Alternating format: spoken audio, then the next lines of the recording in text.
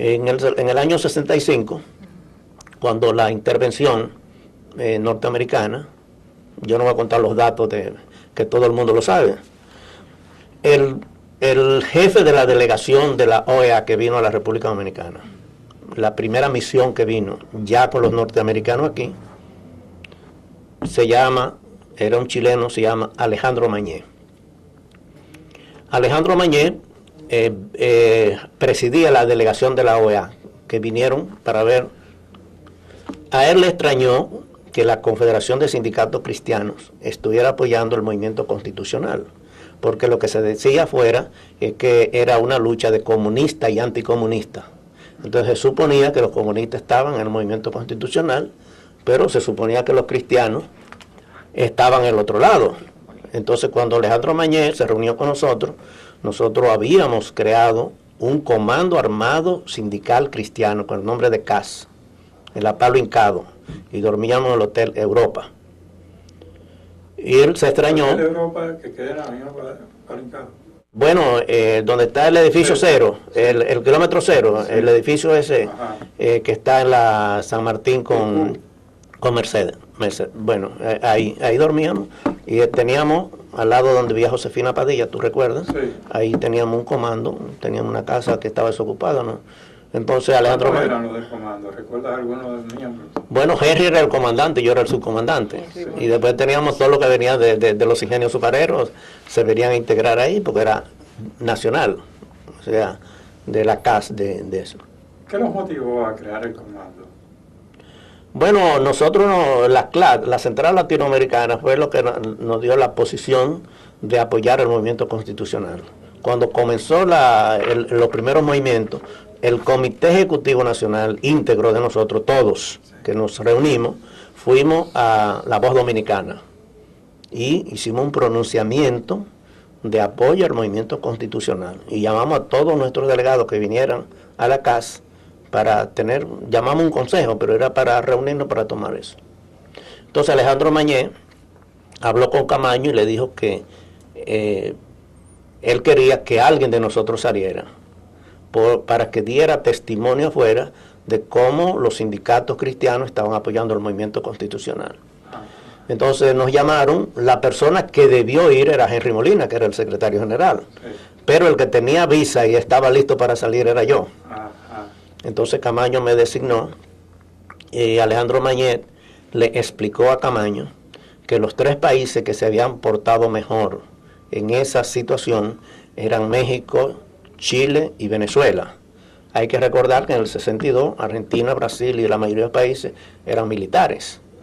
Entonces México, Chile y Venezuela fueron los que plantearon en la OEA que ellos no intervenían en el caso dominicano ni eran parte de la Fuerza Interamericana de Paz y que respetaban la soberanía del país. ¿Qué edad tenías? ¿Quién? Tú. ¿Tenía en aquella época? Sí. 20 y pico. Muchachito. Éramos muchachitos. Henry cuando fue la primera vez a Ginebra tenía 21 años.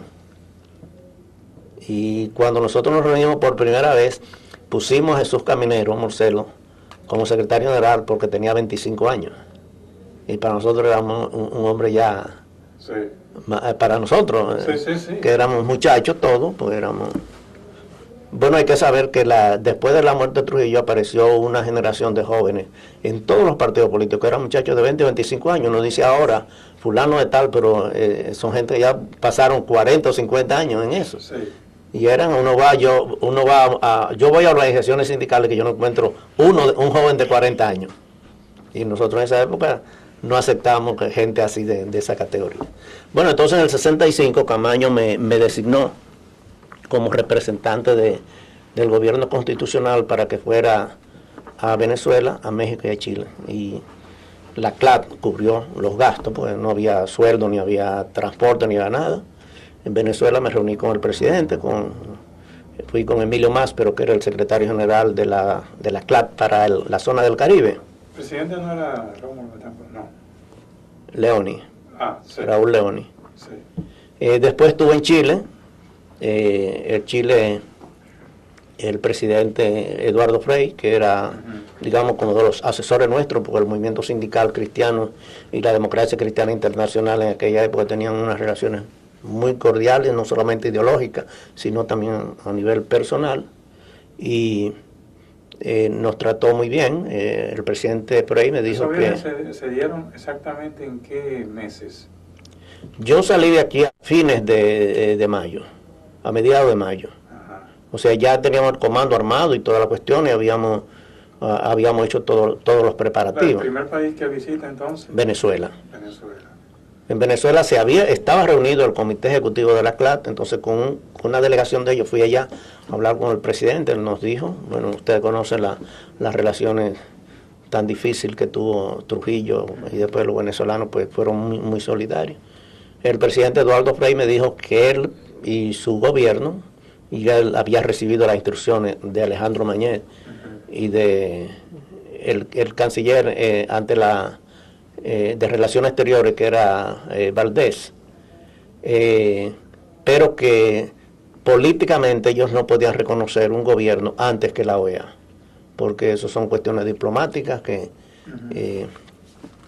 después estuvo en México. Argentina no. No, pues en Argentina eran militares y en Brasil también. O sea, la mayoría de Sudamérica en el 62 eran militares. Venezuela, Chile y México. Y México, esos eran los tres países que tuvieron esa compostura. En México, bueno, no vi personas como en Venezuela, que fue a nivel de presidente, porque no teníamos relaciones a ese nivel, sino más bien en México la sede era la sede de la Federación Campesina Latinoamericana, FCL, y fue a través de ello que yo pudimos hacer. Estando en México hicimos una rueda de prensa y un periodista me hizo la siguiente pregunta: ¿por qué cuando comenzó la revolución el coronel Domínguez Fernández estaba en Chile, Juan Bosch estaba en Puerto Rico, y a Domínguez Fernández lo mataron en Santo Domingo y Juan Bosch no fue? Eso fue más o menos, yo tengo ahí por escrito las declaraciones, sí. La pregunta. Mi respuesta fue que Juan Bosch era prácticamente un prisionero de los Estados Unidos en Puerto Rico. Yo di esa declaración en México, pero yo no sabía que eso había trascendido y que lo habían publicado en Puerto Rico en primera página. Y los periodistas hicieron un editorial en el periódico La Prensa, está ahí escrito el editorial. Entonces los puertorriqueños como que se sintieron ofendidos de que dijeran que Bosch era un prisionero de los Estados Unidos en Puerto Rico. Y le hicieron la pregunta a Juan Bosch, y Juan Bosch lo que dijo, si él lo dijo, que él lo explique, yo no he dicho nada, yo no tengo que responder a eso. Entonces, yo fui a Puerto Rico después. Yo fui a los Estados Unidos, y un señor que se llama Donahue, que había sido el que relacionó a Fidel Castro cuando Fidel Castro fue a Nueva York después de ser presidente, él me hizo un programa para visitar varias personalidades políticas, y dentro de ellos me incluyó una reunión en el Departamento de Estado. La persona que hizo los contactos, yo me reuní con Antonio Rosario, que había sido nombrado embajador ante la OEA, pero estaba en Washington, pero no había podido tomar posesión, porque no pudo tomar posesión, pues la gente del gobierno constitucional nunca tomaron posesión, pues no fueron oficialmente reconocidos. Con un periodista, y fui al Departamento de Estado. Me recibió el señor Montenegro, descendiente de nicaragüense, habla español perfecto, y él me enseñó un cuarto como 3 veces más que esto, de República Dominicana, en la cual estaban todos los archivos, más que el archivo que estamos, papelitos, documentos, volantes, todas esas cuestiones. Entonces él me dijo muchas cosas, y después me había dicho que el programa íbamos a hablar hasta la 1, después íbamos a almorzar, y a la tarde él me iba a hacer un paseo por Washington, qué sé yo. Entonces él me dijo que él me había dicho todo, que yo le dijera ahora a él lo que... Y yo lo que le di fue un documento que nosotros habíamos hecho. Cuando él lo vio, lo primero que me dijo, el almuerzo queda suspendido. Y me dijo, ¿cómo usted se atreve a venir al Departamento de Estado a decir que ustedes están contra la intervención norteamericana y que apoyan el movimiento constitucional? Bueno, me votó. Yo cogí miedo y me fui a Nueva York en el primer de esos vuelos que son cada media hora de Washington a Nueva York. Y entonces me fui a Puerto Rico, porque en Puerto Rico yo antes había trabajado con la Juventud Obrera Cristiana. El asesor mío de Puerto Rico, que era el padre Salvador Freicedo, me dijo que yo había cometido un error de dar unas declaraciones sobre Puerto Rico e irme a Puerto Rico, pero yo no sabía que había salido las publicaciones. Entonces tuve un almuerzo con Juan Bosch, que es lo que relato en un artículo último que escribí, Conversaciones con Juan Bosch. Esa conversación estaba el ingeniero Caonabo Javier Castillo y Jacobo Magluta, Juan Bosch, doña Carmen y yo. Y él